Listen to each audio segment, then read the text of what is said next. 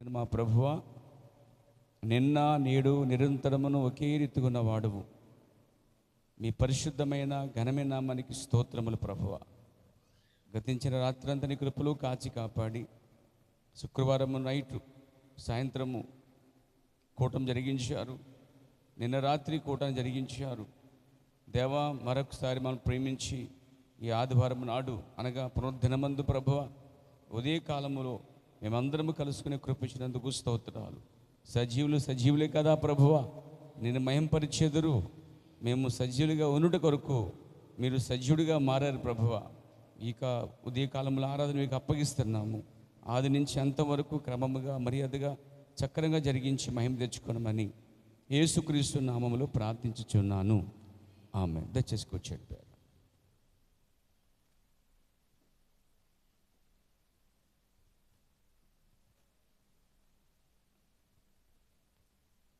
మరి సుబ్బారావు గారు సాక్ష్యం చెప్పారనుకుంటున్నాను. లాస్ట్ టైం చెప్దాం అనుకున్నారు పోయిన సండే. ఇప్పుడు చెప్తారా? చెప్పారా? Okay okay, praise. ఆయన సాక్ష్యం విన్నారండి మీరు? ఆయన గత వారంలో చెప్పారు నాకు. ఆయన అంత ముందు వారం రావాలి యాక్చువల్గా. ఆయన ఒక అద్భుతమైతే దేవుడు చిన్న కార్యం చేశాడు. చిన్న కార్యం అదేమన్నాను, చాలా పెద్ద కార్యం. కాకపోతే మనం ఏంటంటే ఫ్లెక్స్లు వేయించుకుని మరి లేకపోతే ఫేమస్ అవ్వడానికో గొప్ప వ్యక్తులు అవ్వడానికో మనం ఇష్టపడలేదు. కానీ గొప్పవాడు యేసుక్రీస్తు మాత్రమే. మనం ఎప్పుడూ చిన్నవారమేనండి. దేవునికి మహిమ కలిగాక. అయితే ఆయన మన పట్ల చేసే అద్భుతాలు కార్యాలు కంటికి కనబడవంట. పౌలు చెప్తున్నాడు, హృదయానికి గోచరం కావట, చెవికి వినబడవంటండి. చాలా సింపుల్గా చేస్తాడు ఆయన. మనం పెద్దగా ఊహించుకుంటాం, ఆయన చిన్నగా దాన్ని అంటే అది పెద్ద చిక్కుముడిని చాలా సింపుల్గా ఇప్పేస్తాడండి ఆయన. అది మనకి చాలా కష్టంగా పెద్దగా భారంగా ఉంటుంది. ఆయన చాలా ఈజీగా వచ్చి తీసేసి ఇదే కదా అంటాడండి ఆయన. అంత సామాన్యతలో దేవుడు చేసేవాడండి. ఊహించినంత బలముగా ఊహించినంతగా కొండంతగా లేదు. కానీ దేవుడు ఎప్పుడు కూడా తన కార్యాలు చాలా చాలా చాలా చాలా చాలా సింపుల్గా చేస్తాడండి. మనుషులు అందుకే తప్పిపోతున్నారు. ఆయన కార్యాల గురించి కానీ, ఆయన దైవత్వం గురించి కానీ, ఆయన స్వస్థత కార్యాల గురించి కానీ మనుషులకి ఎందుకు విశ్వాసం లేదంటే వారు ఊహించినట్టుగా ఆయన లేడు. అసలే ఆయనలానే ఉన్నాడు. దేవుడిగానే ఉన్నాడండి. దేవుణ్ణి ఏం చేశారంటే వాళ్ళు దూరం పెట్టేశారు ప్రజలు. దేవుడు కనబడడు, వినబడడు, ఎక్కడో ఉంటాడు, దేవుడు చూస్తాడు కదా, దేవుడు మనకు ప్రత్యక్షం అవ్వడు, అసలు దేవుడు ఈ భూమి మీదకి రాడు అని మనుషులు ఫిక్స్ అయిపోయారండి. తెలుసా, దేవుడు ఈ భూమి మీదకి వచ్చాడండి. మానవ రూపంలో వచ్చాడు దేవుడు అండి.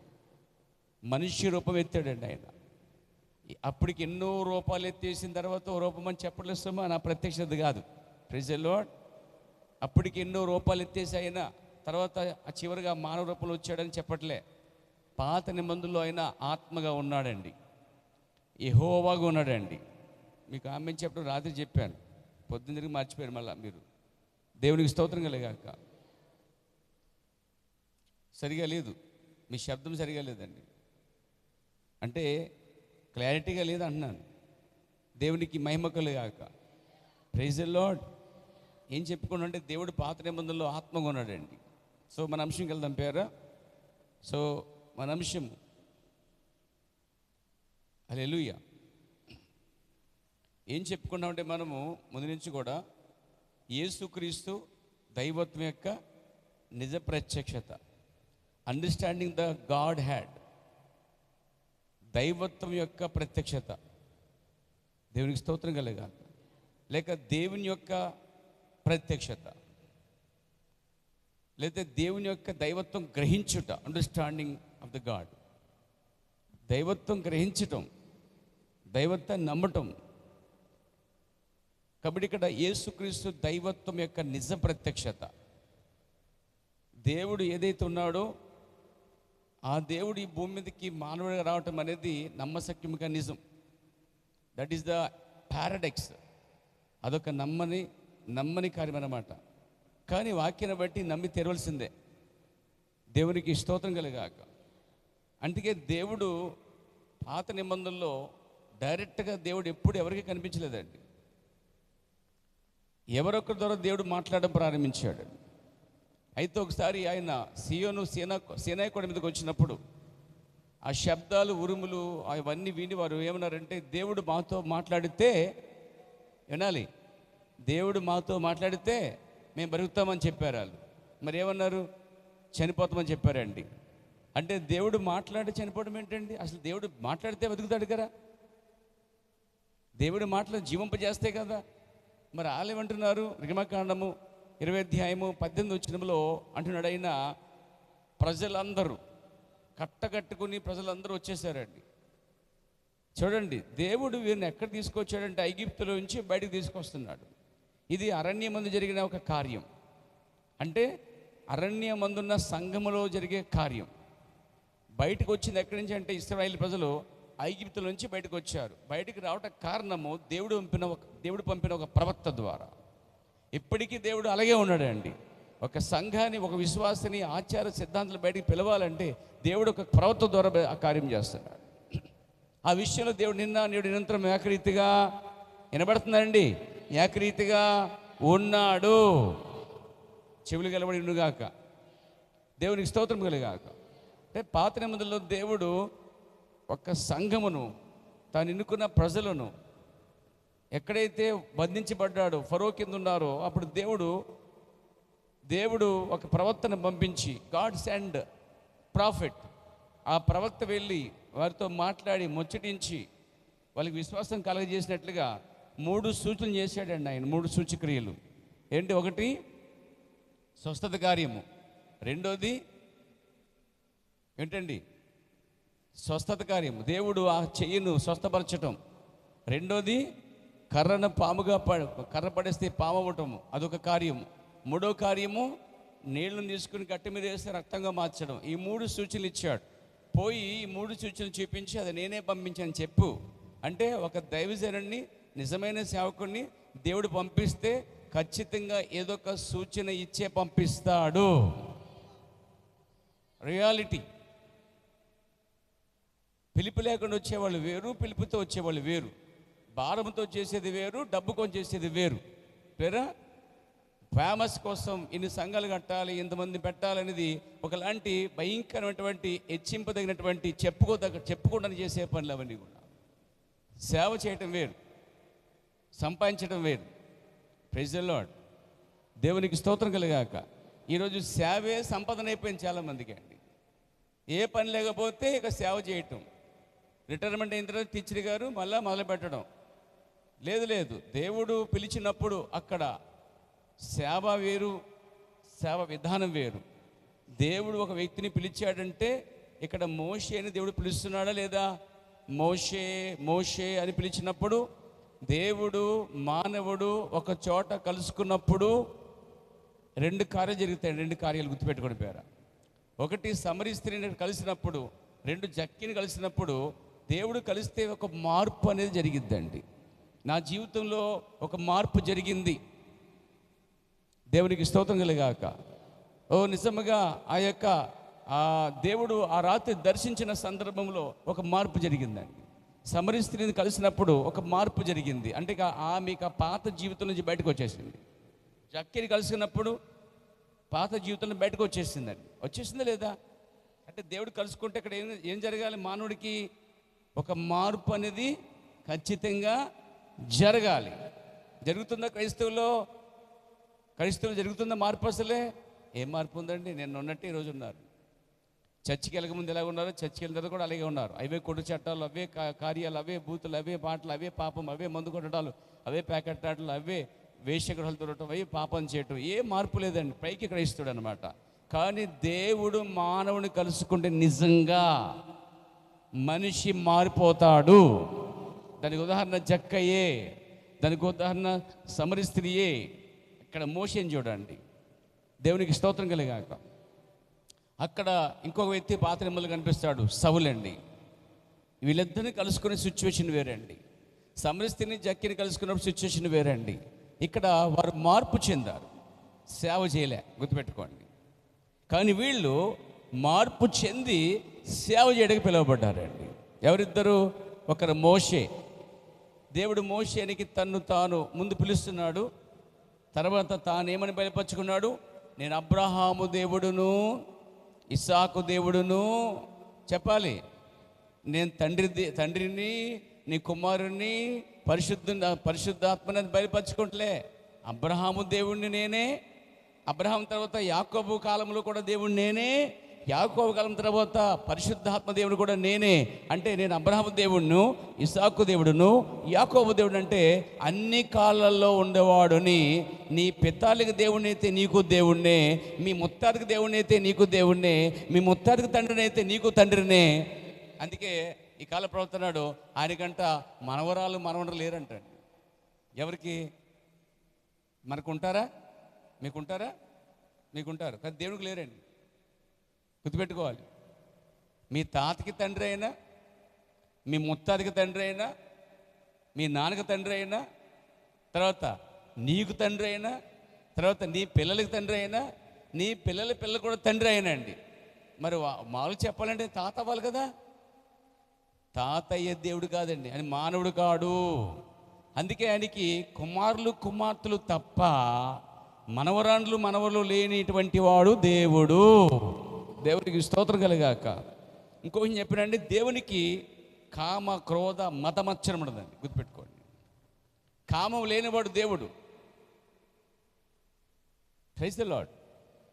క్రోధం, మతమత్సరము, పారిశాటి లేనివాడు దేవుడు. పక్షపాతం లేనివాడు దేవుడు. ఒక దేశాన్ని ఒకలాగా, ఒక జనాన్ని ఒకలాగా, కాబట్టి కులాన్ని బట్టి వేరుగా చూసేవాడు, లేకపోతే మతాన్ని బట్టి, దేశాన్ని బట్టి చూసేవాడు కాదు. ప్రపంచమంతటా ఒకే ఒక్క దేవుడు. మలాకి పుస్తకంలో ఒక మాట రాయబడి ఉంది. పాత నిబంధన పుస్తకం నుంచి మలాకి గ్రంథం చాలా స్పష్టంగా ఉన్న మాట. 2వ అధ్యాయము 10వ వచనంలో రాయబడిన మాట. మనందరికీ తండ్రి ఒక్కడే కాడా? అంటే మనందరికీ తండ్రి ఒక్కడేనండి. ఇశ్రాయేలుకి తండ్రి అయినే, అన్యులకి తండ్రి అయినే, ప్రపంచంలో ప్రతి మనిషికి తండ్రి ఒక్కడే తండ్రి ఉన్నాడండి. అందుకే మనందరికీ తండ్రి ఒక్కడే కాడా? ఈ తండ్రియే పాత నిబంధనలో యెహోవాగా పిలువబడ్డాడు, పాత నిబంధనలో దేవుడిగా పిలువబడ్డాడు, పాత నిబంధనలో సర్వశక్తి గల దేవుడిగా పిలువబడ్డాడు, పాత నిబంధనలో యెహోవా ఈరెగా పిలువబడ్డాడు. ఆమె చెప్పగలరా? ఇంకా గట్టిగా చెప్పాలి. పాత నిబంధనలో యెహోవా రాఫగా పిలువబడ్డాడు, పాత నిబంధనలో యెహోవా షమ్మగా పిలువబడ్డాడు, పాత నిబంధనలో ఎలోహిగా పిలువబడ్డాడండి. సో పాత నిబంధనలో ఆత్మగున్నవాడు ఈ భూమికి మానవుడిగా శరీరం దాల్చాడండి. ఇది సత్యం. దేవుడికి స్తోత్రం కలుగాక. అంటే మానవులుగా అంటే అన్ని దేవుళ్ళు అవతారాలు ఎత్తేసిన తర్వాత యేసుప్రభు అవతారం ఎత్తాడు అనుకుంటున్నారు జనాలు. కాదు, ఆయన ఒకే ఒక్క అవతారం ఎత్తాడైనా అది ప్రభు అయిన యేసుక్రీస్తు అనే శరీరం అవతారం ఎత్తాడు. దేవునికి స్తోత్రం కలుగాక. అందుకే చాలామంది తెలియక అన్ని దేవుడి పొడులు పెట్టేసి ఈశ్వర దేవుడు కూడా పెట్టేస్తారు. పెట్టేసి అంటే ఆ దేవుళ్ళు ఒక దేవుడు అంటారు. ఆయన కాదు, దేవుడికే దేవుడు. ఆయన దేవుడికే దేవుడు. నేను చెప్పట్లే, బైబిల్సే చదవండి, కీర్తన గ్రంథం. దేవునికి మహిమ కలుగాక.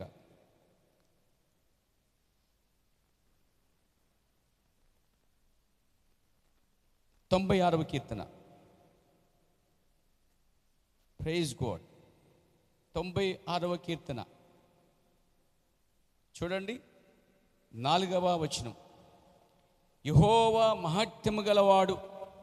గమనించండి, ఆయన అధిక స్తోత్రము. మరి అధిక స్తోత్రం ఏది మీ దగ్గర నుంచి ఎక్స్పెక్ట్ చేస్తున్నాడు ఆయన? అధిక స్తోత్రం అని. అందుకే చెప్పారు రాత్రి వాక్యం కూడా మధ్యలో మాట్లాడుకోవచ్చు అని చెప్పానే. ఏమన్నాను మధ్యలో? అమ్మా నోరిప్పండి. ఏమని చెప్పాను? మీరు తలమేసే ఎవరన్నా ఏంటి? దెయ్యం తాళం వేసిందేమో, దాన్ని పగలగొట్టాలని కోరుకుంటున్నాను నేను. మీరు మౌనంగా ఉన్నారని దెయ్యం తాళం వేసింది, మీరు కేకలు వేస్తారంటే దేవుని స్తుతిస్తున్నట్టే అండి. మీరు మౌనంగా ఉండటమే కాదు, దేవుని స్తుతిస్తూ వాక్యంతో ఆనందించాలి. అధిక స్తోత్రము. చెప్పండి, స్తోత్రం చెప్పండి సార్ హృదయపరంగా. దెయ్యం పారిపోవాలి ముందు. మీరు స్తోత్రం చెప్తే దెయ్యం పోవాలి, మీలోంచి పోవాలి ముందు. ఎందుకంటే స్తుతించకుండా నిన్ను కట్టేసింది ఏ ఆత్మ అయితే ఉందో అది దేవుని ఆత్మ కాదు. దేవునికి మహిమ కలుగాక. మీకు విషయం చెప్పనా, స్తుతిలో శక్తి ఉందండి. స్తుతిలో ఏముంది? శక్తి ఉంది. ఎప్పుడైతే బలహీనగా ఉన్నావో లేచి నువ్వు అక్కడ నిలబడి లేక అక్కడే మోకరించి చేతులు పైకెత్తి, దేవా నీకు స్తోత్రము, నీ నామం మహింపరచబడి గాక, నువ్వు అత్యంత మహనీయుడివి, నువ్వు ఆశీర్వాద కారణభూతుడివి, నువ్వు అబ్రహాము దేవుడివి, యుగంలో ఉండే దేవుడివి, నీకు అధిక స్తోత్రం కలుగును గాక అని చెప్పి హృదయపరంగా పలకండి, నీకు శక్తి వస్తుంది. పేర స్తుతులు ఏముందండి? నేను పారాబుల్ చెప్తాను, ఒక ఉదాహరణ చెప్తాను. పాత నిబంధనలో వారు ఎరుకో గోడల్ని కోల్చడానికి పెద్ద పారలో బాంబులు పెట్టలేదండి వాళ్ళు. ఎరుకో గోడలు అంటే ఏదో మనం కట్టుకునేటువంటి 9 అడుగుల గోడలు, 10 అడుగుల గోడలు, 4 అడుగుల గోడలు కాదండి. అది 2 బండ్లు, ఎడ్ల బండ్లు వెళ్ళేంత ప్రయాణమైన పెద్ద హైవే అనమాట. ఎరుకో చుట్టూ, చైనా గోడ గురించి తెలుసు కదా మీకు, అలాగే ఎరుకో చుట్టూ పెద్ద గోడ అనమాట. గోడ అంటే ఇంత కాదు, 2 ఎడ్ల బండ్లు పెట్టే పెద్ద వెడల్పు గోడ. అంత పెద్ద ఎరుకో చుట్టూ ఉన్న ప్రాకారములను ఎవరు కూల్చారు? ఏ విధంగా కూల్చారు? వారు ఏ పార కానీ, ఏ గుణపం కానీ, ఏ బాంబు కానీ, లేకపోతే ఏ శబ్దం కానీ, ఏ సుత్తి కానీ, ఏ పనిముట్లు కూడా ఉపయోగించకుండా వాళ్ళు కేవలం ఆ గోడ చుట్టూ, ఆ ప్రాకారం చుట్టూ బోర్లు ఊదారంటండి. ఏం ఊదారంట? స్తుతించారంటండి, ఆరాధించారంటండి. కేవలం గోడ చుట్టూ మహిమపరిచారట. ఓ దేవునికి మహిమ కలుగాక. కేవలం దాని చుట్టూ బోర్లు ఊదుతూ, దేవుని స్తుతిస్తూ, ఆరాధిస్తూ, మహిమపరుస్తూ, శబ్దాలు చేస్తూ, కేకలు వేస్తూ ఆరాధిస్తుంటే మొత్తం ఆ గోడలో వాటి అంతటా పడిపోయాయంటండి. మరి ఇప్పుడు ఏముంది స్తుతిలో? అంతకంటే ఆధారం ఏం కావాలి బైబిల్ నుంచి? దేవునికి స్తోత్రం కలిగాక, దేవునికి స్తోత్రం కలిగాక. ఇంకో పెరగ్జం చెప్తాను. అంటే ఇక్కడ అధిక స్తోత్రము పొందదగిన వాడికి ఇవ్వాల్సినది మనం ఇస్తున్నామా? ఆయన నువ్వు ఇవ్వకపోయినా ఆయన దానికి అర్హుడు. ప్రపంచంలో నువ్వు ఒక్కడు స్తుతించకపోయినా ఆయనకే నష్టం లేదు, నీకు నష్టం ఉంది. కానీ ఇంకా ఆయన అధిక స్తోత్రం తగిన దేవుడండి. ఆయన దేవుడు అనగా ఆరాధనకి పాత్రుడై ఉన్నాడు, దేవుడు అనగా స్తుతికి పాత్రుడై ఉన్నాడు. నీ నుంచి రావాల్సిన ఆరాధనలకి ఆయన అన్నిటికీ అర్హుడు, అన్నిటికీ యోగ్యుడండి ఆయన. కానీ నువ్వు అన్నీ కరెక్ట్గా ఇవ్వగలుగుతున్నావేమో చూసుకోవాలి. బైబిల్ చెప్తుంది ఆయన స్తోత్రమునకు, అధిక స్తోత్రమునకు, స్తోత్రం వేరు అధిక స్తోత్రం అంటే ఎక్కువ స్తోత్రాలకి ఆయన పొందదగిన యోగ్యుడు. మరి యోగ్యునికి ఇచ్చేయాలా వద్దా? మనము ఉంచుకోకూడదు, మీ దగ్గర బాకీ ఉండకూడదు. మీకు చెప్తాను. దేవునికి ఎవరు వచ్చి ఉండకండి. Praise the lord. దేవునికి మహిమ కలుగాక. కొత్త నిబంధనలో ఇంకో కార్యం చూపిస్తాను బైబిల్లో. లేదా సౌలు శీలని వారు ఏం చేశారట? చెరసాలలో వేశారంటండి. వేశారా లేదా? ఎవరిని వేశారు? ఎందుకు వేశారు అసలు ఆయన్ని? సువార్త ప్రకటించకూడదని చెప్పేవాళ్ళు. ఆ దేశాన్ని వారు విగ్రహాల నుంచి మార్చేస్తారని, మత మార్పడని చెప్పి వేసి, నేరం రోపి చేసి, వాళ్ళు తప్పు లేకపోయినా తీసుకెళ్ళి చెరసాల వేసేసారు. కానీ క్రీస్తు వాళ్ళతో ఉన్నారండి. మీరు సగమంది ఆమె చెప్తారు, మిగతా సగమంది చచ్చిపోయేటట్టు ఏమన్నాను అంటే శవం ఒకటే మాట్లాడదు. నా దృష్టిలో శవం మాత్రమే మాట్లాడదు, బతుకున్న వాళ్ళైతే మాట్లాడతారు. ఇప్పుడు మీకు దానికి రోషమని రావాలి, పౌరుషమని రావాలి. 2 రోషమని రావాలి, ఏం రావాలి? 2 లేవంటే చచ్చిపోయినట్టే. దేవుడికి స్తోత్రం కలిగాక. కానీ మీరు చచ్చిపోవడానికి ఇష్టం లేదు, మిమ్మల్ని బ్రతికించాలని చూస్తున్నాను పేరు నేను. ఆత్మీయంగా మీరు బ్రతికుండాలి. ఆత్మ అనేది బ్రతికింపజేస్తుంది, జీవింపజేస్తుంది. ఆత్మ అనేది పరిశుద్ధాత్మ నిన్ను నిద్రలోకి పోనవదు, పరిశుద్ధాత్మ నిన్ను అనాలోచనకు పోనవదు, పరిశుద్ధాత్మ నిన్ను కేవలం ఒక మరబొమ్మగా వచ్చేపెట్టవదు, పరిశుద్ధాత్మ నిన్ను మౌనంగా ఉంచనవదు. ఎందుకంటే కేకలు వేస్తుంది. ఆయన గాడిద మీద వస్తున్నప్పుడు, ఆయన దాన్ని శుద్ధిస్తున్నప్పుడు వారు వచ్చి అంటారు, ఎందుకయ్యా పిల్లలను తడుస్తుంటాయి అన్నాడు. ఆయన దావీదు యొక్క ఆశ్చర్యదుర్గం అని, శుద్ధులపైన ఆశ్చర్యదుర్గం అని చెప్పి చదవలేదని చెప్పి, ఒకవేళ మీరు ఆ నోరు ముగిస్తే ఈ రాళ్ళు లేచి కేకలు వేస్తాయని చెప్పాడండి ఆయన. అక్కడ వాళ్ళు సంఖ్యల చేత బంధించిన నోరు బంధించలేదండి, నోరు ఖాళీగా ఉంది. సంఖ్యలు చేతులు పైకి కడదామంటే సంఖ్యలు ఉన్నాయి అడ్డుగా. మిమ్మల్ని ఎవరు కట్టలేదు కదా ఇక్కడ? మిమ్మల్ని ఎవరు కట్టేశారండి? తాళాలు ఉన్నాయేమన్నాను? చాలా ఫ్రీగా ఉన్నారు. చేతులు 2 పైకి కడితే ఏం మాయ రోగం? క్షమించండి, ఆ మాట అనకూడదు. అది రోగమేది ఎత్తకపోతే. దేవునికి స్తోత్రం కలిగాక. చేతులు 2 పైకి దేవుని శుద్ధించడం. నన్ను శుద్ధిస్తున్నారేంటి? లేదా ఇక్కడ వచ్చిన పెద్దలు శుద్ధిస్తున్నారేంటి? దేవుణ్ణి, ప్రభువైన యేసుక్రీస్తుని అంటున్నా నేను, రెండు చేతులు ఎత్తి స్తుతించడానికి నీకు అర్హత ఉంది. దాన్ని ఒప్పించుకోకపోతే దెయ్యం లాక్కపోతే నీ స్వాచ్ఛని ఎత్తుకుపోతుంది పేరు అది. కాబట్టి ఆయన అధిక స్తోత్రము నొందదగిన దేవుడు. వింట మాత్రం కాదు, స్తుతించండి, స్తుతించండి. స్తుతిలో శక్తి ఉంది. అంతేకాదు స్తుతికి ఆయన పాత్రుడు. ఆయనకి ఇవ్వాల్సిన గౌరవాన్ని, మర్యాదను ఆయనకి ఇవ్వండి. సంఘం నుంచి పోయారా దేవునికి స్తోత్రం కలిగాక. నువ్వు ప్రయాణంలో పాడుకో, ప్రైజ్ ది లార్డ్. ఇంట్లో పాడుకో, బెడ్రూమ్లో పాడుకో, బాత్రూంలో పాడుకో, ఎక్కడైనా పాడుకో, ఎక్కడైనా ఉండు. కానీ ఎక్కడున్నా సరే దేవుని స్తుతిస్తూ ఉండాలి. అలాగని చెప్పి చుట్టూ ఉండి డిస్టర్బెన్స్ చేయకూడదండి. నీ ఆరాధన ఇతరులకి అభ్యంతరం లేకుండా ఉండాలి. Praise the lord. దేవునికి మహిమ కలిగాక. కానీ దేవునికి మాత్రం అధిక స్తోత్రం చెల్లించాలి. వాళ్ళు చేతులు కాళ్ళు కూడా పెద్ద పెద్ద సంఖ్యలు వేసి వాళ్ళు ఏం చేశారు, బండ కట్టేసి సరిపోయారు వాళ్ళు. అయితే సౌలు శీలు నోరును బంధించలేదు కదా వాళ్ళు. రాత్రంతా ప్రార్థన, రాత్రంతా స్తోత్రములు. ఇక వాళ్ళు ఆలరి పెట్టుకుని ఇద్దరు ఎక్కడ లోపల, ఎక్కడ సెల్లో, ప్రైజ్లో చక్కగా స్తుతిస్తూ ఉన్నారట అండి. పాటలు పాడుతున్నారు, ప్రార్థిస్తున్నారు, పాటలు పాడుతున్నారు, ప్రార్థిస్తున్నారు, స్తోత్రాలు చెల్లిస్తూ ఉన్నారు. ఇలా ఒక సంఖ్యల చేత బంధించబడి ఆరాధిస్తున్నప్పుడు, అధిక స్తోత్రం చేస్తున్నప్పుడు, దేవునికి ఎక్కువ టైం ఇచ్చి రాత్రంతా ప్రార్థన చేసి స్తోత్రాలు చెల్లిస్తుండగా ఆటోమేటిక్గా ఏమైందంటే ఆ యొక్క సంఖ్యలు వాటంతట అవే ఊడిపడ్డాయండి. ఇనప సంఖ్యలు అవంతట అవే ఊడిపడ్డాయి. అంతేకాదు ప్రతి సెల్లో, ప్రతి చెర కూడా ఇనప గేట్లు ఆటోమేటిక్గా ఊడిపడిపోయాట అండి. మొత్తం అందరు ఖైదీలందరూ బయటకు వచ్చేసారు. ఎవరు వారిని విడిపించారు? ఆ బంధకాల నుంచి ఏది విడిపించింది? ఒక శక్తి. స్తుతులు ఏముందండి? ఈ మాత్రం తెలుసుకోకపోతే ఎట్లండి క్రైస్తవులు? పాటలు పాడినప్పుడు చెప్పలు కొట్టం, హృదయపూర్వకంగా చెప్పలు కొట్టం అనేది చక్కటి ఆరాధన అండి. అది పాడుతున్న వ్యక్తితో పాటు కలిసి పాడటం అనేది ఆరాధన. అందుకని బాగానే పాడారు, కొంచెం ఎత్తుకున్నారు, కొంచెం నొక్కారు. మార్కులు వేయడానికి జడ్జిలు కాదు ఇక్కడ మీరు, ఆయనతో కలిసి ఆరాధించడానికి వచ్చారు.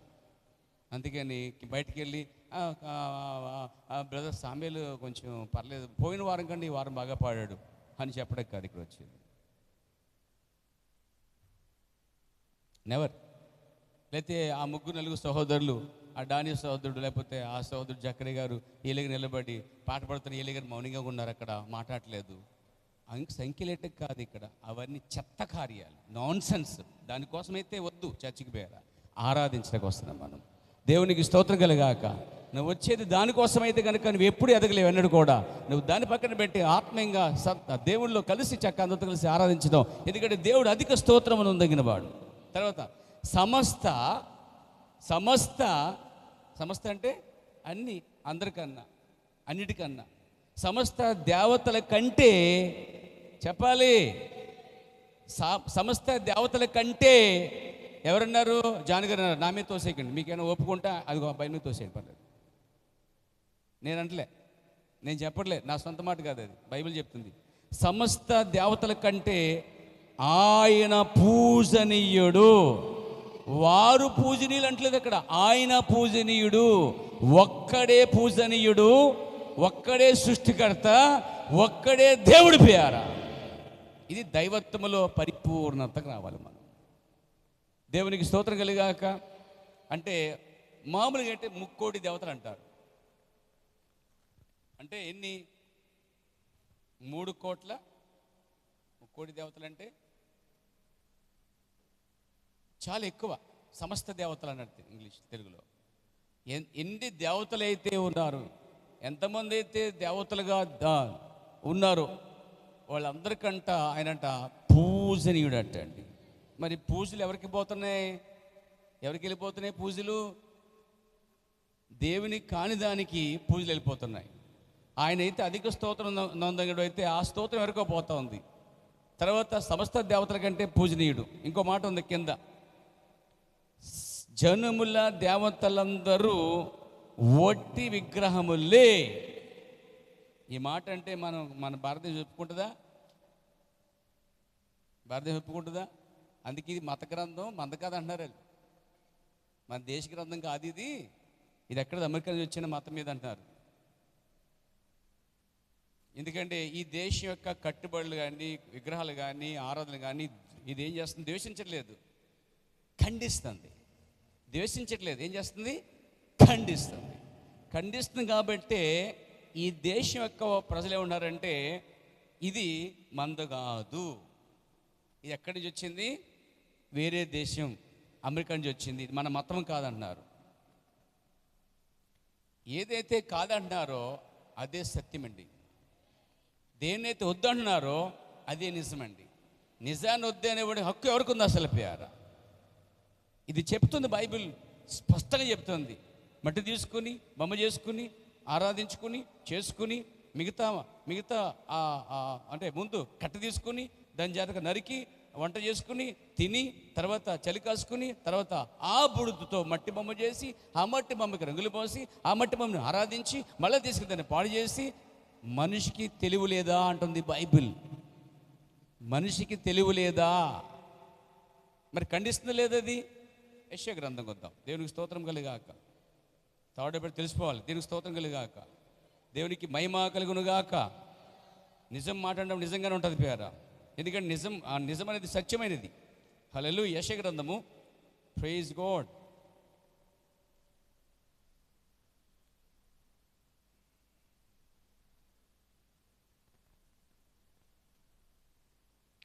యెషయా గ్రంథం 44వ అధ్యాయము చాలా స్పష్టంగా ఉందండి. 6వ వచనం గమనించండి. ఇశ్రాయేలు రాజు అయిన యెహోవా, వారి విమోచకుడైన సైన్యములకు అధిపతికి యెహోవా ఇలాగూ సెలవిచ్చుచున్నాడు. ఎలాగూ సెలవిస్తున్నాడు? నేను మొదటి వాడని, నేనే ముందున్నాను అన్నాడండి. ఇది ఖండిస్తుంది మిగతా వాళ్ళందరినీ. Praise the lord.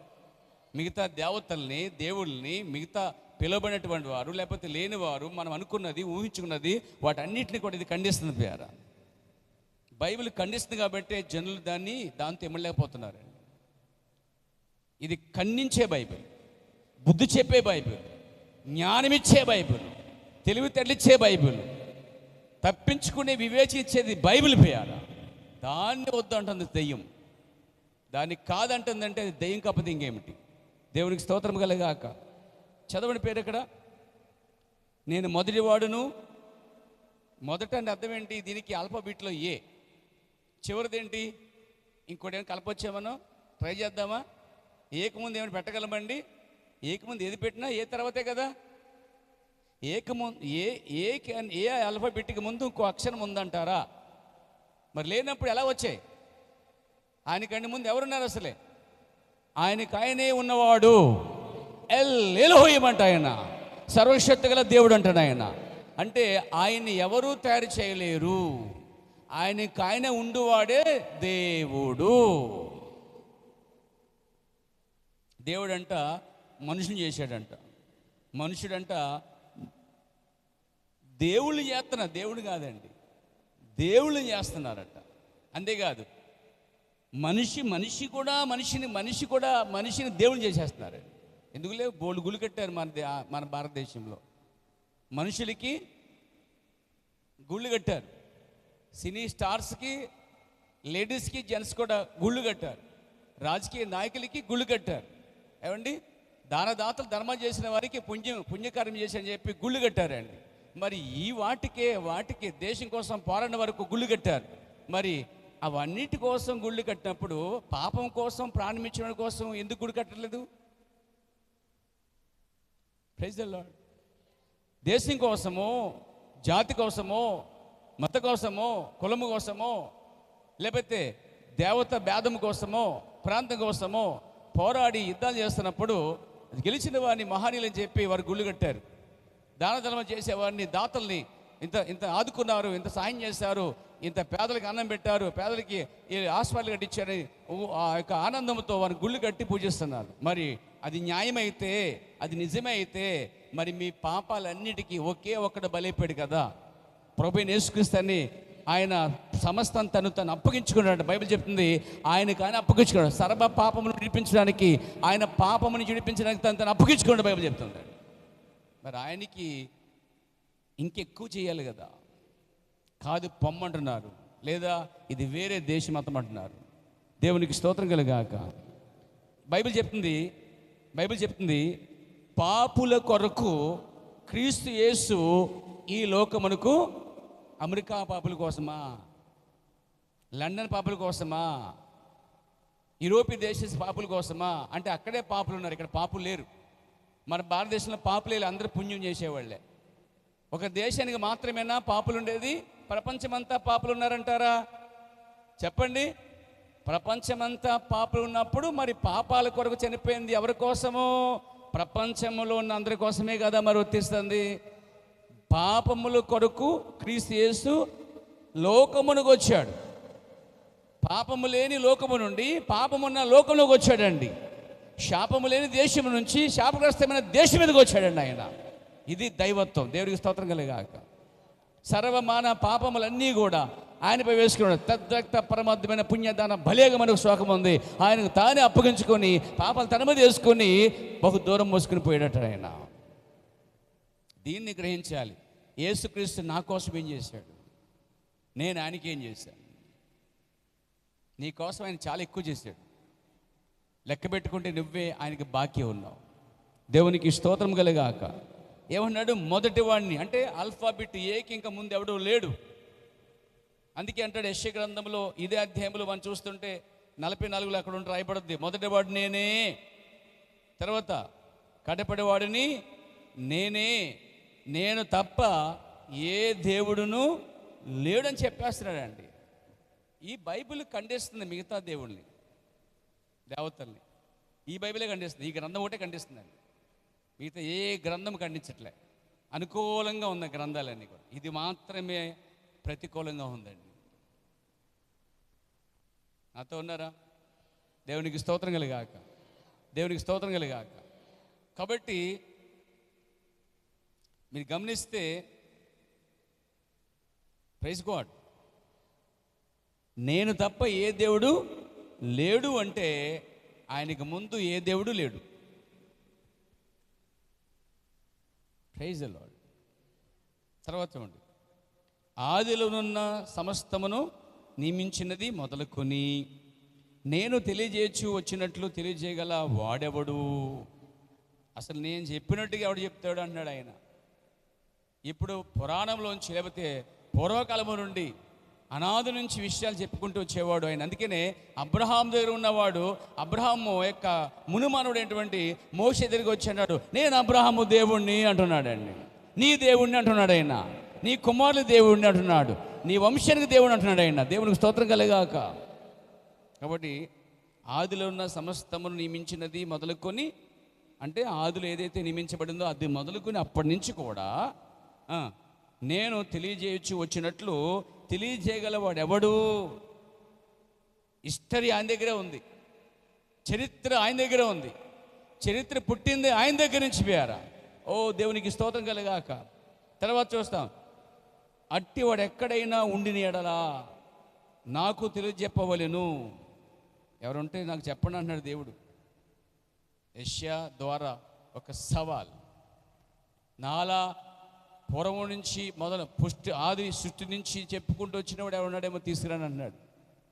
తీసుకొస్తే కనుక ఏమంటాడైనా, నువ్వు ఎప్పుడు వచ్చావు అడుగుతాడు ముందు. అంటాడు, నువ్వు ఎప్పుడు వచ్చావు? భూమికి పునాదులు లేనప్పుడే ఉన్నానంటాడు ఆయన. వీళ్ళందరూ భూమికి పునాదులు వేసాక వచ్చారు. తెలిసే మీకు అందరూ ఎవరైతే దేవతలు దేవుడు అని పిలుస్తున్నారో భూమికి పునాదులు వేసిన తర్వాత వచ్చారు. కానీ ఆయన భూమికి పునాదులు వేయక మునిపే ఉన్నవాడు. ఏదో యేసుక్రీస్తు 2020 సంవత్సరాల క్రితం వచ్చి అనుకున్నారు. కాదు, వచ్చింది నీ కోసం, ఉన్నది మునిపే ఉన్నాడండి ఆయన. ఆయన భూమి మీద ఉన్నప్పుడు చెప్పాడు, నేను మునుపున్న చోటుకి ఎక్కిన మీరు ఏమగుదురు, మీరేమనుకుంటారని చెప్పాడు. అంటే నేను మునుపున్న చోటుకి వెళ్తున్నా అంటే ఇదివరకు ఎక్కడైతే ఉన్నాడో అక్కడికి మళ్ళీ వెళ్ళిపోయాడు ఆయన. అక్కడి నుంచి వచ్చాడు. వచ్చిన నుంచి లెక్క అది 2020 సంవత్సరం. కానీ ఇంతకు ముందే ఉన్నాడండి ఆయన. దేవుని స్తోత్రం కలుగాక. ఆ సంగతి నాకు ప్రచురింపవలెను. అట్టివారు భవిష్యత్తు దివిషయములను రాబో సంగతులను తెలియజెప్పవారే ఉండవలెను. ఎవరైనా తీసుకొస్తే వారు ఎవరు ఉండరు? భవిష్యత్తు దివిషయములను రాబో సంగతులను తెలియజెప్పాలట. మీరు వెరవకుడి, భయపడుకుడి. పూర్వకాలము నుండి నేను మీకు ఆ సంగతి వినిపించి తెలియజేయలేదా? మీరే నాకు సాక్షులు. నేను తప్ప వేరొక దేవుడు ఉన్నాడా? నేను తప్ప ఆశ్చర్యదుర్గము ఏది లేదు, ఉన్నట్టు నేనెరగను. అసలు ఉన్నవాడే ఎరగనంటే ఇంకేముంది అక్కడ? ఉన్నవాడే ఎరగను అంటే ఇంకా అంతకుముందు ఏమీ లేదు. అందుకే బైబిల్ చెప్తుంది, ఆయన అమృతములో ఆయన మాత్రమే వసించుచు యుగ యుగములు ఉన్నాడట ఆయన. అలాంటి దేవుని కలిగి ఉన్నాను మనం, అలాంటి దేవుని కలిగి ఉన్నాం. రాయో రెప్ప మనుషులు చేసిన బొమ్మ రూపం కాదు, కానీ అంతకంటే ముందున్న వాడిని, అధికమైన వాడిని మనం కలిగి ఉన్నామంటే సంతోషించవలసిన కార్యం ప్రియులారా. అంతేకాదు బైబిల్ చెప్తుంది, సకల దేవతలన్నీ కూడా లైన్ కట్టి ఈయనకే నమస్కారం చేయబోతున్నాయంటండి. నేను చెప్పట్లే, బైబిల్ చెప్తుంది. దేవునికి స్తోత్రం. చూద్దాం, కిందకు వద్దాం ప్రియులారా. 9వ వచనం, విగ్రహం నిర్మించే వారందరూ అలాంటి ఒప్పుకుంటారు. వాళ్ళు వారికి ఇష్టమైన విగ్రహములను నిష్ప్రయోజనములు తామే అందుకు సాక్షులు. ఎవరిని అంటలేదు, దేవుడు వాళ్ళే సాక్షులు పెడుతున్నాడు అండి, ఇంకెవరిని పట్టురావట్లే. పక్కన కాదు, డైరెక్ట్గా వాళ్ళనే పెడుతున్నారు. ఎవరైతే బొమ్మలు చేస్తున్నారో వాళ్ళనే సాక్షులుగా ఉంచుతున్నాడట.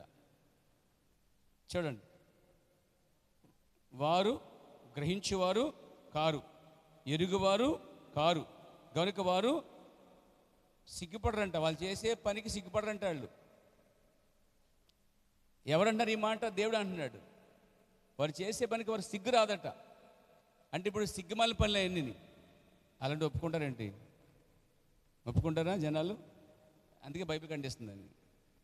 వారు ఎరగరు, తర్వాత వారు ఎరగరు, గ్రహించరు. 3 ఉన్నాయి. గ్రహించరట, ఎరగరట. అంటే వారు ఏం చేస్తున్నారో, వాళ్ళు ఏం చేస్తున్నారనే సంగతి గ్రహింపలేదంటే వాళ్ళకి అసలే. అంటే అన్కాన్షియస్, ఒక భయంకర మత్తులో ఉన్నారండి. వాళ్ళు చేసే పని ఏంటో తెలియట్లేదంట.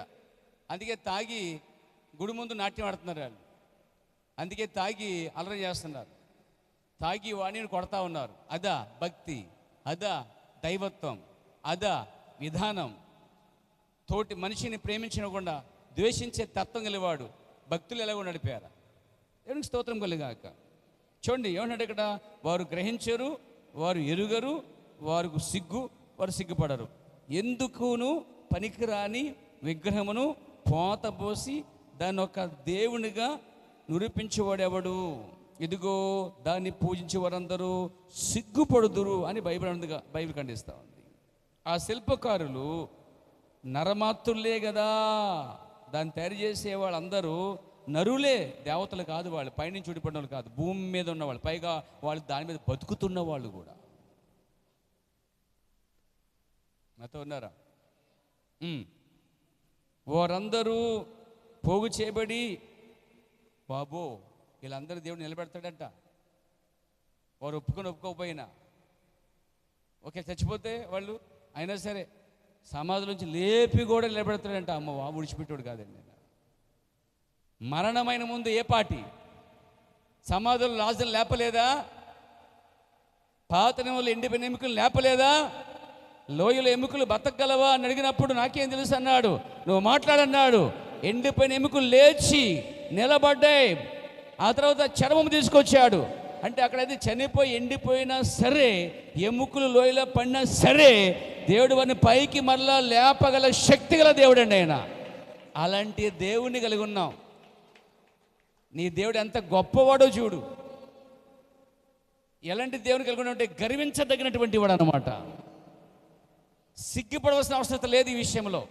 దేవునికి స్తోత్రం కలుగాక, దేవునికి మహిమ కలుగాక.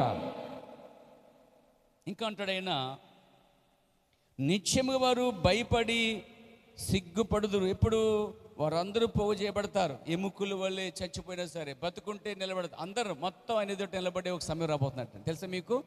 యావత్తు భూ ప్రపంచం అంతట్లో దేవుని వాక్యాన్ని వ్యతిరేకంగా వారిని అందరినీ న్యాయపీఠం ఎదుట, లేక ధవల సింహాసనం ఎదుట, దేవుడు సింహాసనం, తీర్పు సింహాసనం ఎదుట వారందరినీ మళ్ళా లేపి నిలబెట్టే ఒక సమయం రాబోతుంది. తెలుసా మీకు ఆ విషయం? అది ఆ మాట ఏంటంటే రోమాలు నిలబడిపోతా ఉన్నాయి.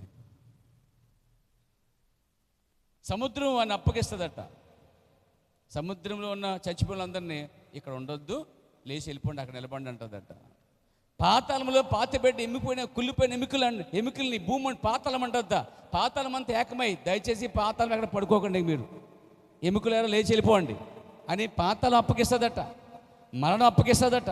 నేను చెప్పలే, ద బైబిల్ చెప్తుందండి. వారందరినీ లేపి సముద్రంలోంచి లేపి సముద్రం అప్పగిస్తుంది, పాతాళం అప్పగిస్తుంది, సమాధులన్నీ లేచి అప్పగించబడుతున్నాయి. ఆయన సింహాసనం కూర్చోబోతున్నాడు, వారందరూ పోగు చేయబడతారు. దేవుడు వారిని ప్రశ్నించబోతున్నాడు, దేవుడు వారిని అడగబోతున్నాడు. అప్పుడు వారంట సిగ్గుపడుదరంట అండి. అక్కడ పోయి సిగ్గుపడదానికి ఇప్పుడు సిగ్గుపడవచ్చు కదా. 2 ఏళ్ళు మాయరోగం వీళ్ళకి, రోషం, పట్టుదల, దాని మీద ఏదో సాధిద్దామని, ఏది ముందేసి పడుకుంటమే సాధించడం.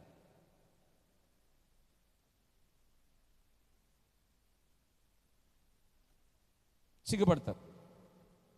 ఆ శిల్పకారులు నరమాతులే,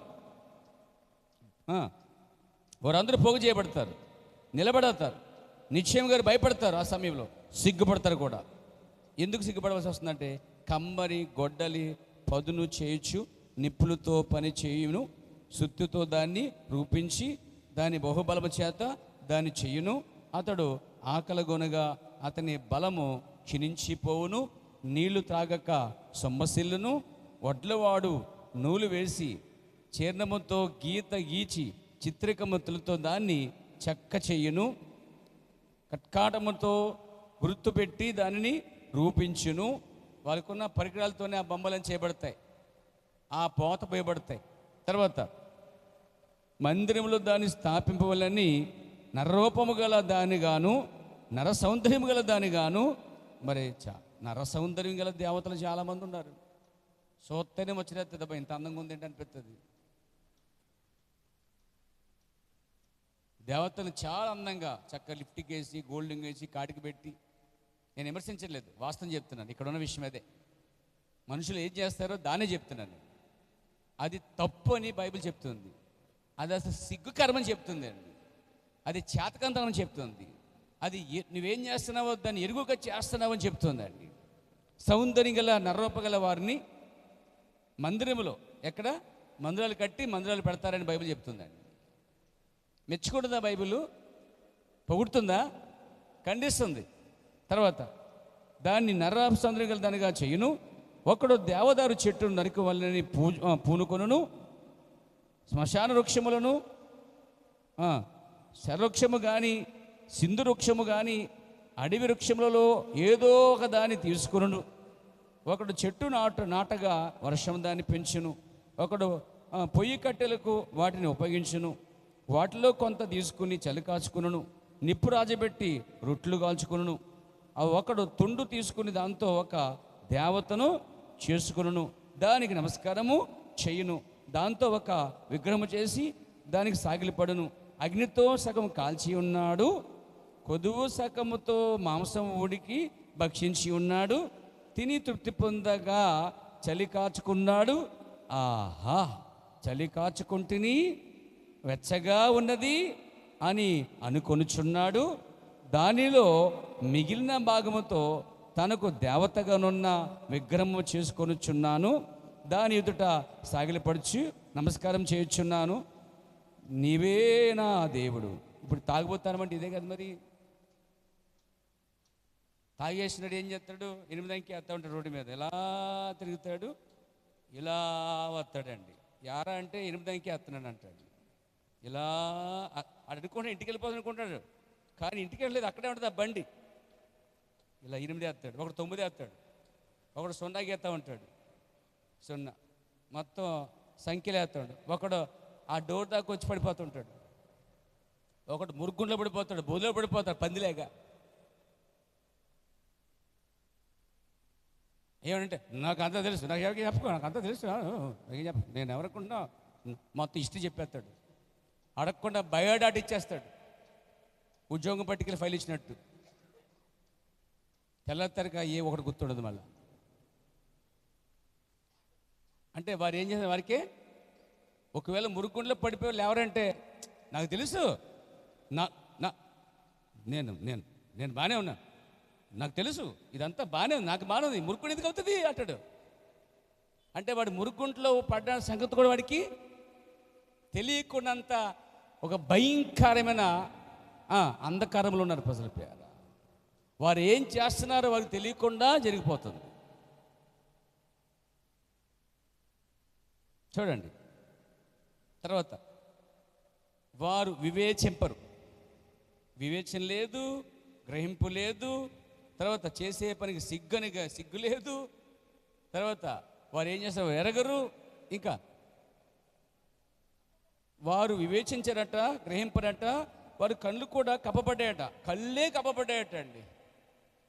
అంటే ఈ లెక్కనే ఏం జరుగుతుందండి మన చుట్టూ ఏం జరుగుతుంది?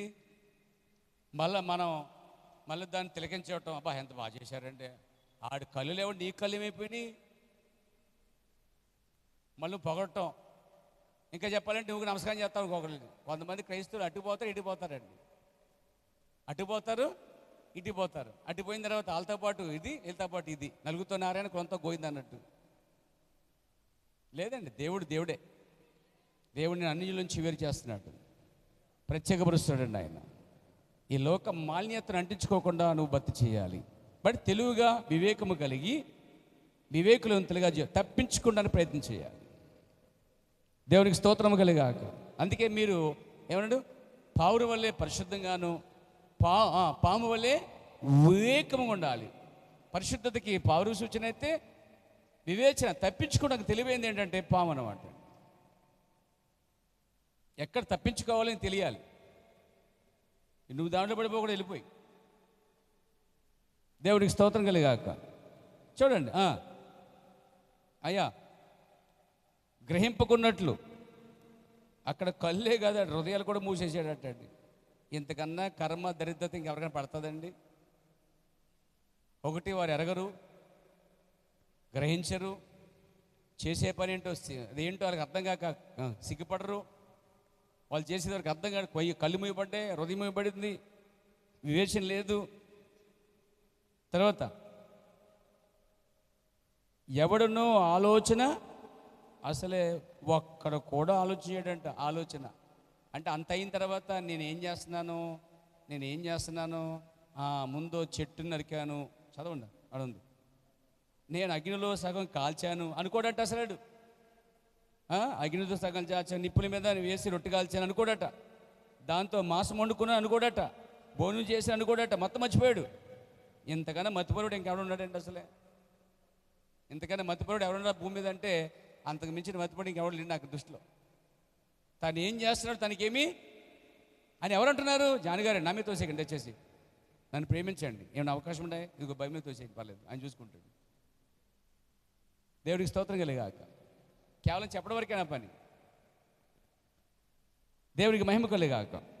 కానీ చెప్పేది నిజమైన విషయం అండి. ఇది నిజమైన మాట ఏంటంటే, వాడు అగ్ని కాల్చి అనుకోడట, నిప్పుల మీద రొట్టె కాల్చి అనుకోడట, మాంసం వండుకొని అనుకోడట, భోజనం చేసి అనుకోడట, మిగిలిన దానిని తీసుకుని దాంతో హేయమైన దాన్ని చేసి అనుకోడట, చెయ్యుదునా అసలు హేయమైన దాన్ని చెయ్యుదునా అని తనను పరిశీలించుకోలేని స్థితిలో ఆ మానవుడు ఉండిపోయాడు అనే విషయం ఇక్కడ తేటగా అర్థమవుతుంది. నేనేం చేస్తున్నాననే దాన్ని తను పరిశీలించుకునే ఆ యొక్క ఆలోచన కూడా ఆ మానవుడికి లేదంటండి అసలు. కానీ భూమి మీద చాలా తెలివిలు ఉన్నారు, మాటకారులు ఉన్నారు, మహానీయులు ఉన్నారు, గొప్ప వ్యక్తులు ఉన్నారు. అయినా ఈ విషయంలో వారు జీరో. ఈ విషయంలో దైవత్వములో వారు జీరో. దేవునికి స్తోత్రం కలిగాక, దేవునికి మహిమ కలిగాక. చూడు ఎంత అనుకోడట, ఏంటి హేయమైన దాన్ని చేయుదునా అనుకోడట, చెట్టు మొద్దుకున్న సాష్టంగా పడుదునా అని ఎవడనో ఆలోచింపడు. యోచించుటకు ఎవనికి తెలివి లేదు. ఇక్కడ తెలివి కూడా యాడ్ అయింది. మళ్ళీ తెలివి కూడా యాడ్ అయింది. ఇక్కడ తెలివి కూడా లేదంటే, గ్రహింపు లేదు, తెలివి లేదు, కళ్ళు మూయబడ్డాయి, హృదయం మూయబడింది, చేసే పని సిగ్గుపడుతున్న సిగ్గు లేదు, ఇంకా ఏమైందని చేస్తున్నానా అనే ఆలోచన లేదు, తర్వాత ఏమైందని అనే సంగతి తెలియదు, తర్వాత వివేచన లేదు, తెలివి లేదు. వాడు అమ్మా మళ్ళీ చదువమ్మా, ఇంకోసారి చదువమ్మా. ఏం చేస్తున్నాడు వాడు? ఈ మాట అసలు ఒప్పుకుంటారు వాళ్ళు? తెల్లసరిగా సైన్యుడు వచ్చి మనం మూసేస్తారు ఇక్కడికి వచ్చి. కానీ నిజం చెప్పే బైబిల్ అండి ఇది. దీన్ని ఎవరు మూయలేరు. మనం మూసేయచ్చు కానీ దీన్ని మూయలేరుగా. నిన్ను తీసేయచ్చు కానీ దీన్ని తీయలేరుగా. ఎందుకంటే ఇది సత్యమై ఉన్నది, ఇది నిజమై ఉన్నది. దేవునికి స్తోత్రం కలుగాక. కొంతమందికి విగ్రహం అంటే మహాపిచ్చి, ఎందుకంటే ఆలయ విగ్రహం కాబట్టి, దానికి తెలియనట్టు ఇది తెలియదు కాబట్టి. కానీ దేవుడు జీవం గలవాడు, జీవించువాడు, మాట్లాడేవాడు, గద్దించేవాడు. దేవుడు పరిశుద్ధుడు. ఆయన ఆరాధించేవాడు కూడా పరిశుద్ధులుగా ఉండాలి. దేవుడు అబద్ధం ఆడ అంటండి, గుర్తుపెట్టుకోండి. దేవుడు ఎవరు? అబద్ధం ఆడని చాలని దేవుడు అట. వాక్యం చూపిద్దాం. దేవుని స్తోత్రం కలుగాక. మొదటి సమూయేలు గ్రంథం. Praise the Lord. హల్లెలూయా.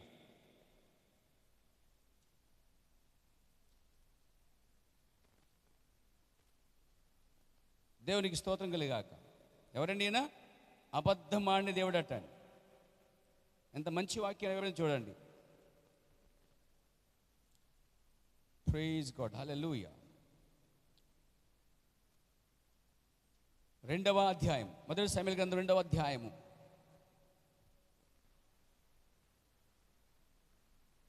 2వ వచనమండి. యెహోవా వంటి పరిశుద్ధ దేవుడు ఒక్కడును, ఇంకొక సాటే లేరండి దీనికి.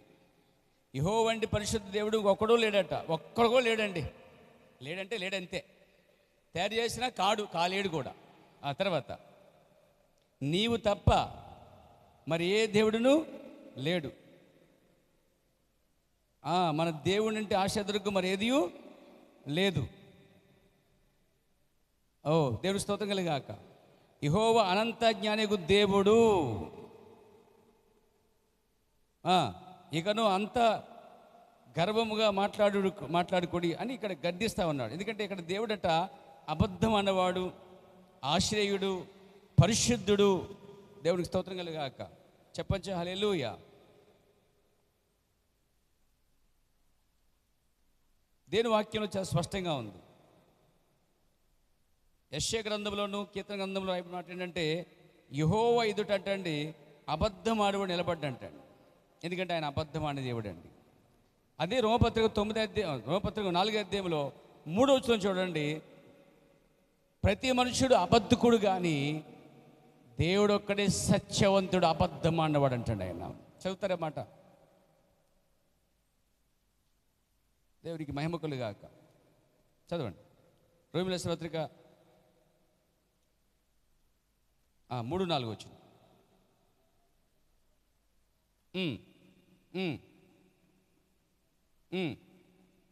ప్రకారము ప్రతి మనుష్యుడు అబద్ధకుడే గాని దేవుడు ఒక్కడే అబద్ధం అన్నవాడు సత్యవంతుడై ఉన్నాడు. ప్రభునామమునకు మహిమ కలుగాక. కాబట్టి అలాంటి నిక్కచ్చగల దేవుడు మనకు కలిగి ఉన్నాం, తెలుసా. తర్వాత యెషయా గ్రంథంకి వచ్చేద్దాం. 20వ వచనం. వాడు బూడిదను తినుచున్నాడు, వాని మనసు మోసపోయినదై తప్పిదారిన వాడిని తీసుకుని పోవచ్చున్నది. బైబిల్ ఏం చెప్తుంది? అసలు ఆ మార్గమే తప్పిదారి అంటుందండి. వారు మోసపోయారంటుంది. వారు బూడిద తింటున్నారు. వాడు తన ఆత్మను రక్షించుకున్న అంటే ఆ లైన్లో, ఆ భక్తి మార్గంలో, ఆ విధానంలో ఒక్కడు ఒక ఆత్మ రక్షించుకోలేడు అని బైబిల్ చెప్తుంది.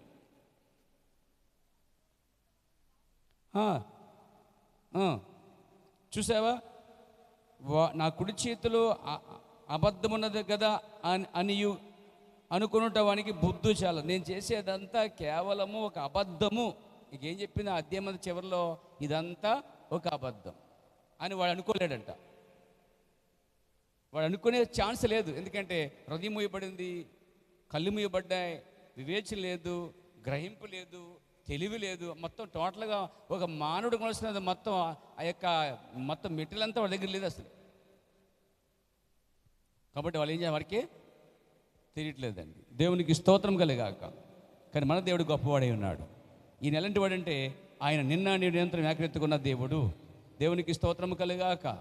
ఆయనే గొర్రెపిల్లై ఉన్నాడు, ఆయనే కాపరై ఉన్నాడు, ఆయన యజమాడై ఉన్నాడు, ఆయన దాసుడై ఉన్నాడు, ఆయన అర్పణై ఉన్నాడు, ఆయన అర్పించేవాడై ఉన్నాడు. అర్పణ స్వీకరించే దేవుడు కూడా ఆయన నడిపారు. అర్పణ ఆయనే, అర్పించబడింది ఆయనే, అర్పణ స్వీకరించుకునేది ఆయనే. మొత్తం అన్ని ఎటు జడ్ ఆయన. అందుకే ఆదియు నేనే, అంతము నేనే, మొదటివాడిని, కడపడివాడిని నేను అంటున్నాడు. నేను తప్ప ఇంకో దేవుడు, మిగతావన్నీ ఏంటంటే అక్కడికి వచ్చి సాష్టాంగపడి నమస్కరించే గడి రాబోతున్నట్టు. అప్పటికెప్పుడో జీవితం అంతా పోగొట్టుకుని ముందే పెట్టుకుంటే బాగుంది. అక్కడికి ఎన్ని దాటి నిజదేవుని ఎదుకొస్తే ఎంత బాగున్నావు. అక్కడ మానవుడు పరిపూర్ణ అవుతున్నాడు. అబద్ధం తప్పించుకున్నాడు, మోసం తప్పించుకున్నాడు. తను చేసినంత ఒక బూడిదని తెలుసుకొని వాడు అక్కడిని తప్పించుకోగలిగితే కనుక వారు నిజమైన జ్ఞానవంతులు. దేవునికి స్తోత్రం కలిగాక, దేవునికి మహిమ కలిగాక. మన దేవుడు ఎంత గొప్పవాడు చూడండి. ఆయన సత్యవంతుడు అని చెప్పడానికి ఇందా మనం చదవం 3-4 వచనంలో రోమపత్రికలో. ఆయన సత్యవంతుడు అనడానికి పాత నిబంధనలో 31 అధ్యాయం 5వ వచనంలో సత్యవంతుడు అని చెప్పబడింది. కొత్త నిబంధనలో నేనే సత్యమును అని బయలుపరిచాడు. సత్యము నేనే అని చెప్పాడండి. తర్వాత మనం చూస్తాం స్వస్థపరచువాడు ఎవరంటే ఆయనై ఉన్నాడు. నేను దీన్ని చెప్పి ముగిస్తాను పేర. స్వస్థత అనేది దేవుడే ఇస్తాడండి, దేవతలు కాదు, బొమ్మలు కాదు. ఒక మనుషుడికి స్వస్థత కావాలంటే బొమ్మలు, దేవతలు, చెట్లు, రాయిలు, అప్పులు కదా. కానీ ఎందుకంటే అట్లా రక్తం లేదు, అవి దెబ్బలు తినలేదు. సిలువలో 2 కార్యాలు జరిగాయి వింటున్నారా? ఒకటి, ఆయన సర్వ పాపాల కొరకు రక్తం కార్చాడు. రెండోది, సమస్తమైన వ్యాధుల కోసం దెబ్బలు తిన్నాడు. రక్తమేమో పాపానికి, దెబ్బలేమో స్వస్థత కొరకు పొందాడు. ఎవరు పొందారు? చెట్టు, రాయి, రెప్ప, బొమ్మల, మనుషుల? ఏమండి? ఒకే ఒక్కడు ప్రభువైన యేసుక్రీస్తు మాత్రమే గాయపరచబడ్డాడు, సిలువేయబడ్డాడు, రక్తం చిందించింది ఆయన ఒక్కడే. దేవునికి స్తోత్రం కలిగాక, దేవునికి మహిమ కలుగునుగాక. గుర్తుపెట్టుకోండి, చాలామంది అందరు దేవుళ్ళని నమ్ముతూ ఉంటారండి. ఒకరు అందరు దేవుళ్ళు ఒకటేనండి అంటూ ఉంటారు. ఒకరోజు నా భక్తుడు నీళ్ళలో కొట్టుకుపోతున్నాడు. ఆ పరమభక్తుడు నీళ్ళతో కొట్టుకుపోతుంటే అప్పుడు అందరు నడిచారట, అందరిని పిలుతున్నాడంట, అందరూ నిలబడ్డారంట. నేను పిలిచింది కదా నువ్వు వెళ్ళానంట, నన్ను పిలిచింది కదా నువ్వు వెళ్ళానంట, నేను పిలిచింది కదా నువ్వు వెళ్ళు అన్నాడంట. ఈయన ఏం చేశాడు? ఒకరిని పిలవకుండా అందరు పిలిచాడు. ఎవరు రాలేదంట. ఎవరు? కొట్టుకుపోయాడు. వీళ్ళేమో కొడు చేస్తున్నాడు, నిలిపించాడు కదా నువ్వు వెళ్ళు, నిలిపించాడు కదా నీళ్ళు. అసలు దేవుళ్ళు అయితే కదా వెళ్ళు. మళ్ళీ వాళ్ళకి పాల్సాటి, నిలిపించాక నువ్వు వెళ్ళు, నువ్వు కాపాడు. సోమవారం నా గుడికి వచ్చాడు, మంగళవారం గుడికి వచ్చాడు, బుధవారం నా గుడికి వచ్చాడు, శుక్రవారం, గురువారం నా గుడికి వచ్చాడు, శనివారం కూడా, ఆదివారం అక్కడ కూడా పోయాడు. కాబట్టి అంటే నేను అద్దెకు వచ్చేవాడు, నేను అద్దెకు వచ్చినంత మాత్రం నేను త్రోసివేయను అన్నాడు. వీళ్ళు యేసుక్రీస్తుని తప్ప మిగతా దేవుని అందరూ పిలిచాడు. అతను మిగతా అందరు దేవుని పిలిచాడు. పిలవలసిన ఎవరిని? తుఫాన్లు, వరదలు వచ్చినప్పుడు, ఆ నావలో ఉన్నప్పుడు శిష్యులు ఎవరిని పిలిచారు? బోధకుడా నశించిపోతున్నాం, నీకు చింత లేదా అని అడిగారండి. ఎందుకు లేదు చింత? ఆయనకి బోల్ చింత ఉంది ఆయనకి. కానీ పిలుస్తున్నారా, నాకు ఆహ్వానం ఉందా అని చూస్తాడండి. మీరు కూడా పిలిస్తే వస్తాడండి ఆయన, పిలిస్తేనే వస్తాడు. ఆహ్వానం లేకుండా పరిగెట్టి వచ్చుకోవాడు కాదు, ఆహ్వానం లేకుండా పెళ్ళికి వచ్చేవాడు కాదు. ఆహ్వానం ఉంటేనే వెళ్ళాడు పెళ్ళికి, కానాని విందుకి. ఆహ్వానం ఉంటేనే ఆ గరిదీల దేశానికి, ఆ సముద్రం దాటి వెళ్ళేవాడు. కానీ వారు వద్దని వెళ్ళిపోమని చెప్పారు కాబట్టి ఆయన వెనక్కి వెళ్ళిపోయాడు. ఆహ్వానం ఉంటే చాలైనా అక్కడ కాదు, శత్రువు ఇంటికి వచ్చైనా భోజనం చేసేవాడు ఆయనే. ఆహ్వానం ఉన్న చోట అవమానం ఉన్నా పర్లేదు, అక్కడ ఆహ్వానం ఎక్కడైతుందో ఆయన వెళ్ళి అక్కడ అవమానం పొందడానికి సిద్ధపడ్డాడండి. ఆహ్వానం లేని చోట ఆయన వెనక్కి వెళ్ళిపోయిన సందర్భం ఒకటి ఉంది బైబిల్ పేర.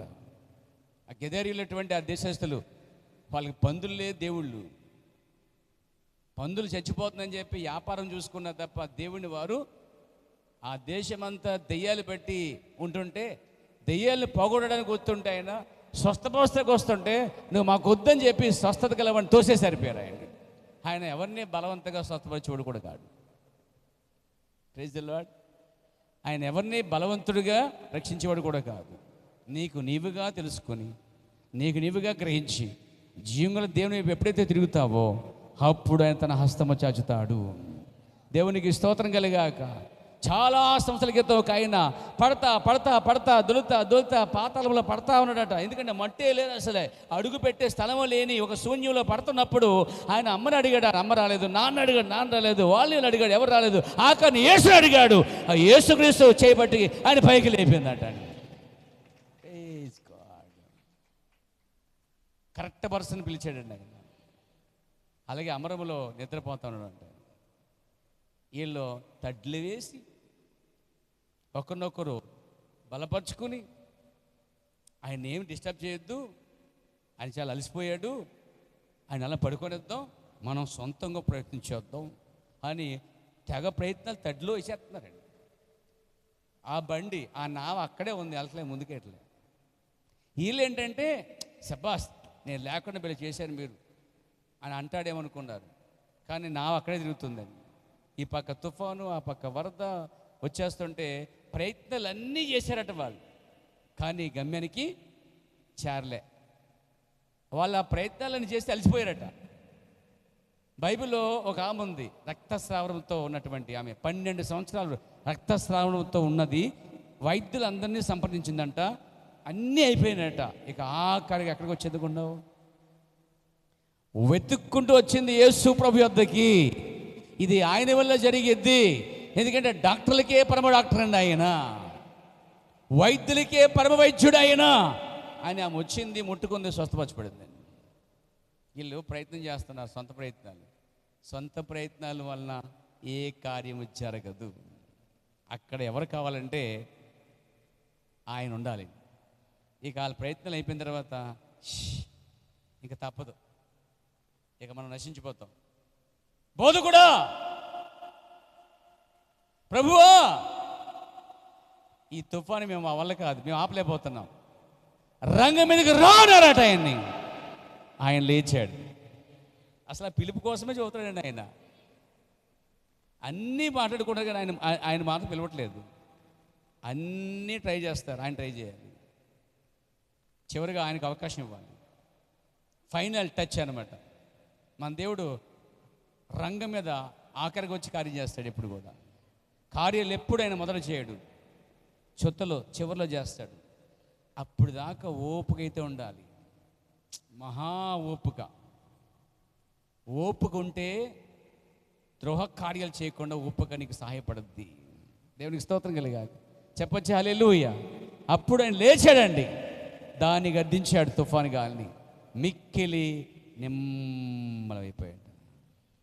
ఇలా ప్రయత్నాలన్నీ ఎంతో గంటల ప్రయత్నం చేసినా వర్కౌట్ అవ్వలేదండి. చూసారా, దేవుడు రంగం మీదకి వస్తే, ఈ ఉదయకాలంలో కూడా దేవుడు రంగం మీదకి వస్తే నీ వ్యాధిని, బాధని, సమస్యని ఎత్తి పడగల శక్తి గలవాడు ఆయనే. నిన్న ఏం చేశాడు, ఈరోజు అదే చేస్తాడు. ఈరోజు ఏం చేస్తాడు, రేపు అదే చేస్తాడు. ఎందుకంటే ఆయన ఇంకా దేవుడిగా ఉన్నాడు కాబట్టి ఆయన ఇంకా స్వస్థపరచుడిగా ఉన్నాడు. చెప్పొచ్చండి, ఇంకా ఆయన ఎలా ఉన్నాడండి? ఇంకా దైవిక స్వస్థత మిగిలి ఉన్నది. దేవునికి స్తోత్రం కలిగాక. ఈ దైవిక స్వస్థత అనేది ఇక్కడే ఉంది పేర. చాలా అద్భుతమైన స్వస్థత అండి. ఇంకా ఆయన స్వస్థపరచుడిగా ఉన్నాడు, ఇంకా బాగు చేసేవాడిగా ఉన్నాడు. ఓ దేవునికి స్తోత్రం కలుగునుగాక. చెప్పొచ్చు హల్లెలూయా. పాత నిబంధనలో స్వస్థపరిచేహో నేనే అన్నాడు.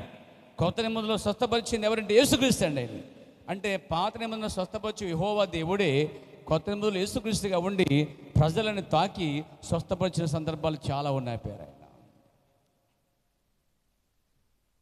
ఒక కుష్ఠరోగి వచ్చి, అయ్యా నీకు ఇష్టమైతే నన్ను బాగు చేయగలవు అన్నాడు. ఆయన అందరూ తోసేస్తే ఆయన ముట్టుకుని బాగు చేశాడు.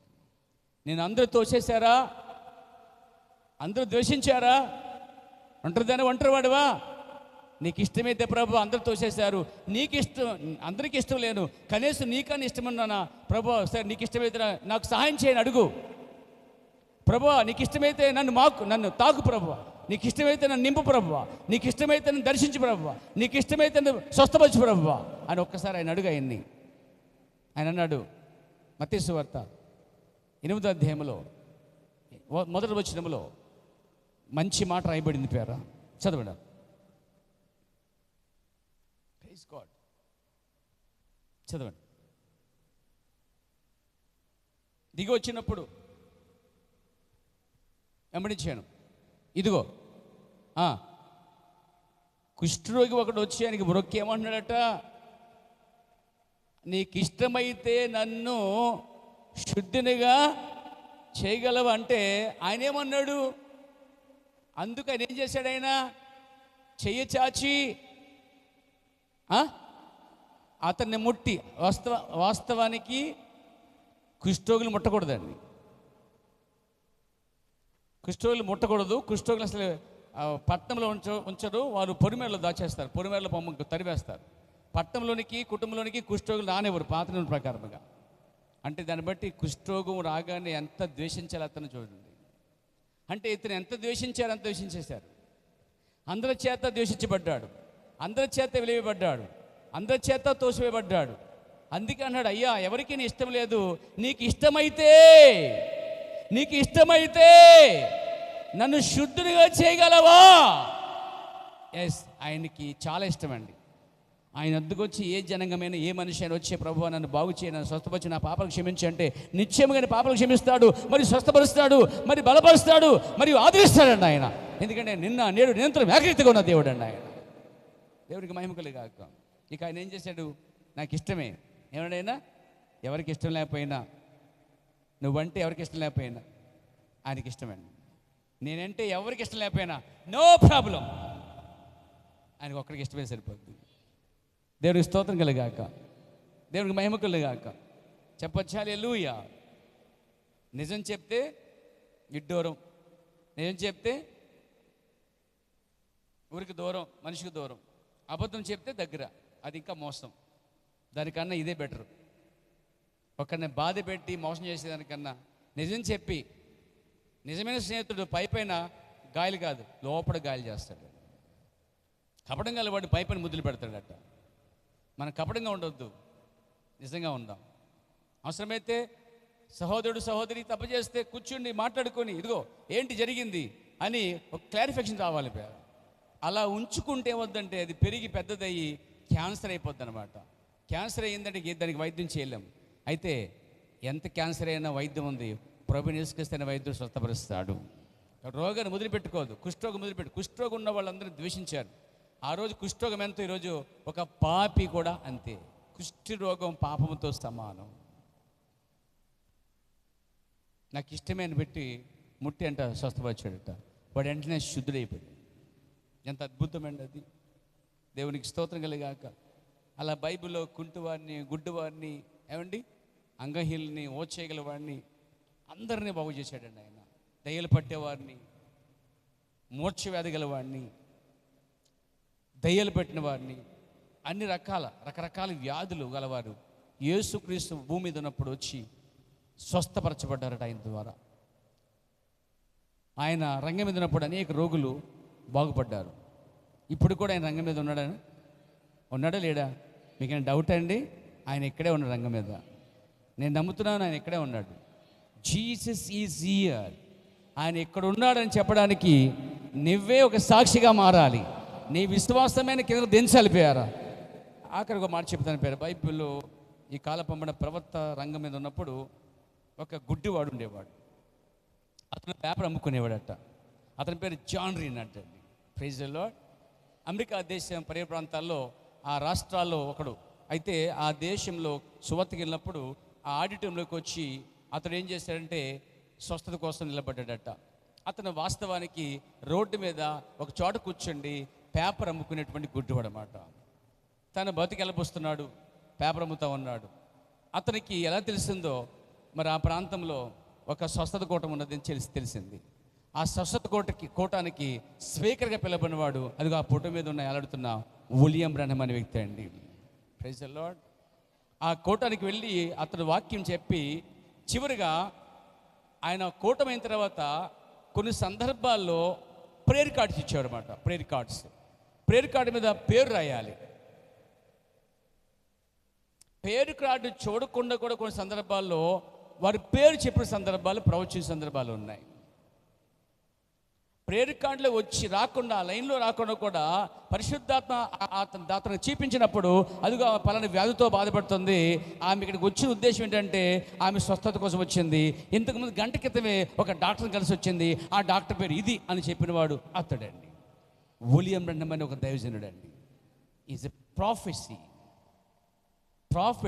ప్రొఫెసీ, ప్రవచిస్తూ ఉన్నాడు అక్కడ. దేవునికి స్తోత్రం కలిగాక. హృదయ రహస్యాలు తెలుసుకుంటున్నాడు అక్కడ. దేవునికి మహిమ కలిగాక. అలాంటి అద్భుతాన్ని కూడానికి ఖచ్చితంగా అతను గుడితను పోగొట్టుకోవడానికి వచ్చాడట, కూర్చున్నాడట. మీటింగ్ అయిన తర్వాత లాస్ట్లో నిలబడ్డాడట. ఆ లైన్లోకి వచ్చిన తర్వాత, నీ పేరేంటి? పలానా పేరు. నువ్వు స్వస్థపరచబడ్డావు, నీ కళ్ళు వచ్చేసాయి, యేసుక్రీస్తు నామములో నీవు చూపు పొందుదుగాక అని చెప్పి పంపించాడు. మెట్లు ఎత్తినప్పుడు ఎదుక్కుంటూ దిగాడు కిందకి. స్వస్థత రాలేదు ఆయనకి. ఆ తర్వాత ఆయన మళ్ళీ అదేవిధంగా తర్వాత రోజు అదే సమయంలో స్వస్థత రాలేదని చెప్పేసి మళ్ళీ ఇటు నుంచి ఇలా తిరిగి మళ్ళీ లైన్కి వచ్చేసాడంటే. రెండోసారి ప్రార్థన చేయించుకున్నట్టు ఉంటారు కదా, మూడోసారి ప్రార్థన చేయించుకునే అవసరం అయితే అదొక ఆత్మ. అది కొంతమంది ప్రార్థన చేసుకుని మళ్ళీ ప్రార్థన చేయించుకుంటారు. అంటే ముందు ప్రార్థన విశ్వాసం మీకు. కొంతమంది అంటే స్థానిక పాస్టర్ ప్రార్థన చేస్తే స్వస్థ రాదంట, ఎక్కడి నుంచి ఊడిపోవచ్చిన వాడు ప్రార్థన చేస్తే స్వస్థ వస్తుందంట. ఇది మాయరోగం కాకపోతే ఏంటిది? నీ మీద అసలు విశ్వాసం నీకు లేదు. స్వస్థత వ్యక్తిని బట్టి దేవుడు చేయడు, నీకున్న విశ్వాసాన్ని బట్టి చేస్తాడు. స్వస్థత ప్లేస్ని బట్టి చేయడు దేవుడు. నా నమ్మకం అది కాదు, నీ విశ్వాసం. కుమారి, నీ విశ్వాసము నిన్ను స్వస్థపరిచిన మాటని ఎలా కొట్టివేయగలవు? సోదరుడా, దాన్ని ఎందుకు నమ్మలేకపోతున్నావు నువ్వు? ఇక్కడ చేతులు ఎత్తండి ప్రాణం చేసిన తర్వాత మళ్ళీ గుమ్మ దగ్గర మళ్ళీ ప్రాణం చేస్తాను. నాకు డౌట్ వచ్చాడు కొందరు, ఇంత చేత ఎత్తాడు, మరి ప్రార్థన ఎందుకు అంటే ఏంటి? మొదటి ప్రార్థన నీకు ఎక్కలేదు, రెండో ప్రార్థనకు వచ్చావు, మూడో ప్రార్థన ఎక్కదు. మళ్ళీ నువ్వు నమ్మనంత వరకు డజన్ సార్లు చేసి ప్రార్థన చేసిన ఉపయోగం లేదండి. నువ్వు నమ్మనంత వరకు ఫస్టే నమ్మాలి, నేను స్వస్థపరచబడ్డానని. ఆ టైపులోనే ఇతను కూడా వచ్చేసాడు, రెండో లైన్లో వచ్చాడు. అందరూ అయిపోయిన తర్వాత ప్రవక్త గుర్తుపెట్టాడు, నీకు ఆల్రెడీ ప్రార్థన చేయబడింది. దేవుడు చెప్పాడయ్యా, నువ్వెందుకు నమ్మట్లేదు? దేవుడు నీకు ఆల్రెడీ స్వస్థపరిచేశాడు, విశ్వాసం తెలిప, మళ్ళీ ప్రార్థన చేయనిక వెళ్ళిపోన్నాడండి ఆయన. మరి కొంతమంది పాస్టర్లు అయితే, అమ్మ ఎంత ప్రార్థన చేశాను, అరే మళ్ళీ చేస్తాను అమ్మ. ఎన్నిసార్లు చేసిన ఉపయోగం లేదండి. అప్పుడు నమ్మాడట అతను. జాన్ సెకండ్ టైం నమ్మాడట. ఏమని? ఖచ్చితంగా నువ్వు చెప్పు, స్వస్థ వచ్చిందంతే. అప్పుడు దేవునికి స్తోత్రం.